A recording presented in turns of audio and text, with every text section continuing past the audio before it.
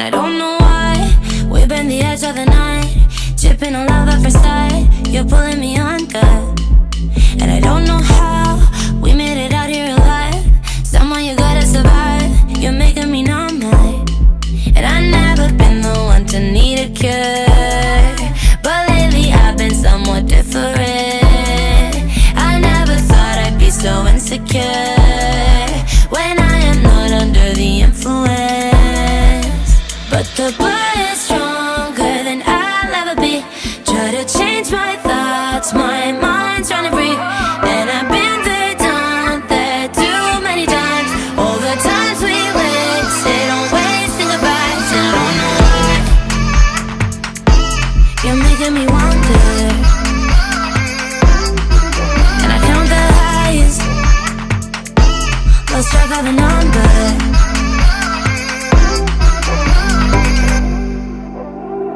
One day I will get it right. What's going on YouTube? JPS here, and you're back with my video log. And today we're going to be talking about obsession and whether you need to obsess to be the best in bodybuilding. And I'm going to be using myself as an example just to talk about a few ideas I've had in thinking about my contest prep and how much mental energy and focus I need to be giving my training and my diet, my posing, and all of these things in order to get the best results next year when I get on stage. And I think this is really applicable to all of you who are trying to improve your physique and also trying to balance your life. So it's going to be very much a discussion about balancing priorities as a bodybuilder. So the first thing we need to understand is that obsession is a thought or idea that continually preoccupies and intrudes someone's mind. So it can be quite an unhealthy thing. And I think what's really important to understand when we talk about obsession is determining whether or not you're an amateur or a pro physique athlete. Now, I definitely think that if you're a professional bodybuilder, physique athlete, model, whatever the case may be, and your career, your livelihood depends on how you look, then you're definitely going to need to pay more attention to your training, your diet, and obsessing about it will allow you to become the best, because typically those individuals who are obsessive about their sport are the ones who succeed and reach a really elite and high level. However, if you're an amateur, chances are that bodybuilding is a part of your life. It isn't your life in its entirety. And you have other priorities and responsibilities that you need to uphold, like myself. For example, I'll run you through my typical day. I have work from 4 a.m. till 8 p.m. Monday to Friday, and it doesn't end on the weekends. I also have a family. I've got a daughter, another one on the way, and a beautiful fiance who I need to spend time with. So for me, my bodybuilding is a small part of my life. It is not my life. And if I was to spend too much time, energy, and focus obsessing about the nuances of my training and nutrition, it would detract from my happiness, my mental well-being, and my longevity in the sport, because I'd soon lose everything around me. Because I tell you what, I'm not going to be happy if I get on stage next year and I have a trophy in my hands, I've won my pro card, and I walk off stage and my family isn't there supporting me along the way. I've lost my friends, and my work and my business has turned to shit because I became so obsessed and neglected the other things that matter in life just to be the best. If being the best means that I've got to lose everything else that matters to me in my life, I'm more than happy to take second place and do a great job while still trying my darndest to make sure that my family, friends, and the other things that are important to me don't get lost in the process of competing. And this was a mistake I made in my first contest prep. So my first contest prep, I actually became extremely obsessive. I stopped seeing my friends, I stopped socializing, I stopped spending time with family, I became quite recluse. And in doing so, sure, I got a really good result. When I competed, I won a few titles, competed internationally and all the rest of it. But I lost so much more in the process than what I actually gained from that. And that was a big mistake and lesson that I learned, because as soon as the competition was over, it was back to life and reality, and I didn't prioritize the things that I should have during my contest prep. And next year when I get on stage, that's something that I'm going to be addressing and making sure I don't become too obsessive. You definitely can get a good outcome without being too obsessive. You just need to focus on the important variables and not allowing your thoughts to preoccupy your training and diet on the nuances, so the things that are really insignificant to your overall development. So how do we achieve balance? Balance by nature is quite intangible and abstract. You can never actually achieve balance. You can't hold it in your hands and say, I am balanced. All we can do is be mindful of our priorities and allocate time, energy, and effort accordingly to each of our priorities as they stand in order of importance. So for me right now, my family is number one, my work would be number two, and bodybuilding and physique development number three.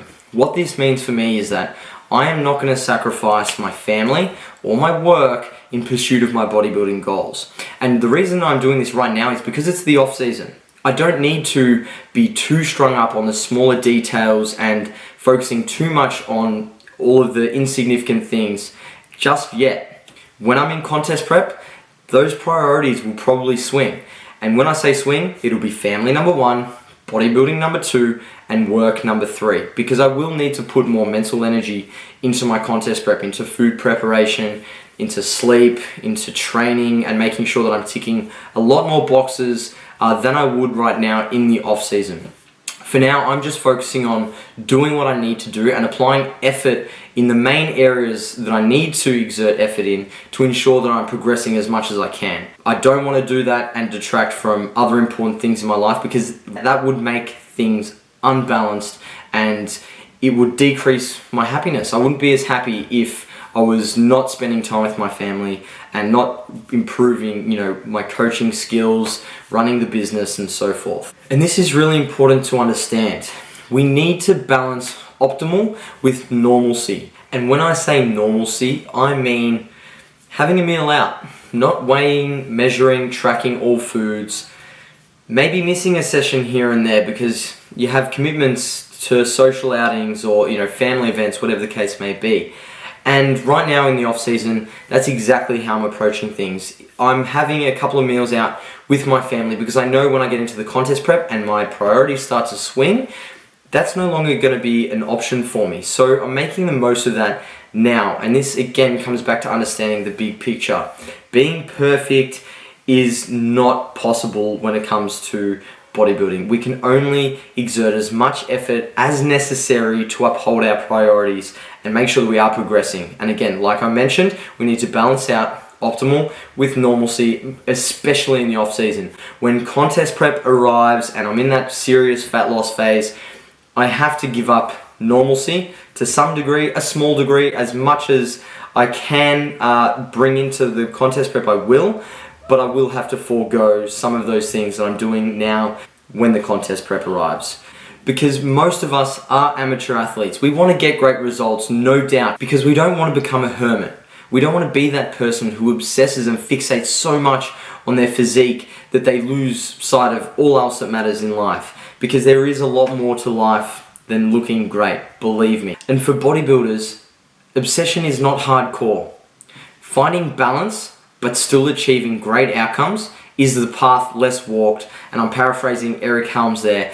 And this is something that I'm definitely going to be trying to do throughout this off season, and then carry these tools and this approach as much as I can into my contest prep. And if at any point that balance starts to shift and detract from my family life, it may be a case of pulling the pin on my contest prep, because there is so much more to me as an individual than being recognized and identified as a bodybuilder. And I think that's something really important for all of you watching this, and I hope you can take something away from this video and help you achieve balance. So guys, that's my thoughts on whether you need to be obsessed to be the best. I hope you enjoyed the video. I hope you took something from it, learnt a little bit, and gave you an insight as to my thoughts on balance as a bodybuilder. Make sure you like the video, subscribe to our channel, and I'll speak to you next time. So, I thought I'd quickly tell you guys how balance applies to my diet and my training in a practical sense. For me, at the moment, I'm probably eating out around 3 to 4 times a week. And when I say eating out, I'm still tracking all of those meals and making really informed decisions when I do eat out. So I'm not just going to get, you know, a risotto or a large pizza, things like that. I'll get a salad 9 times out of 10, and then maybe one meal a week. Something a little bit more adventurous, like burgers, which I'm going to get now.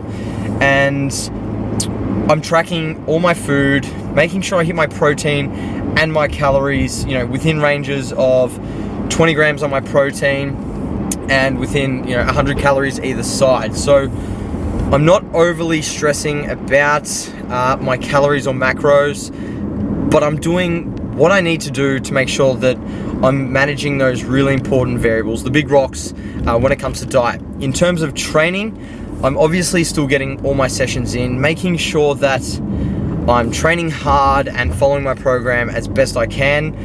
The only lenience I do have with my training is I'm not following a set schedule because work gets in the way for me, as do my commitments to my family. I've got 6 sessions programmed, and I will do my best to get those 6 sessions in during the week.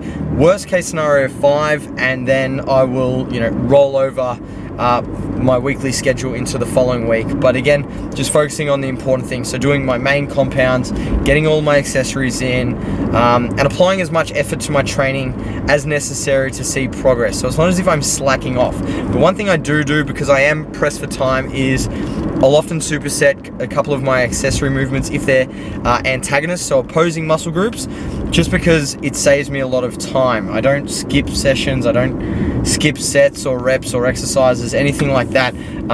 But I'm just cognizant of managing my time in the gym and not spending too much time there that takes away from my other priorities such as work and spending time with my family. So that's just a little insight as to how I apply balance to my diet and training. Time to get some burgers and enjoy a night in with my beautiful fiance. So again, hope you enjoyed the video. Make sure you subscribe to the channel, like this video, comment below if you have any questions or comments. I always love hearing back from you guys, and I'll speak to you next time in my next video log. Ciao.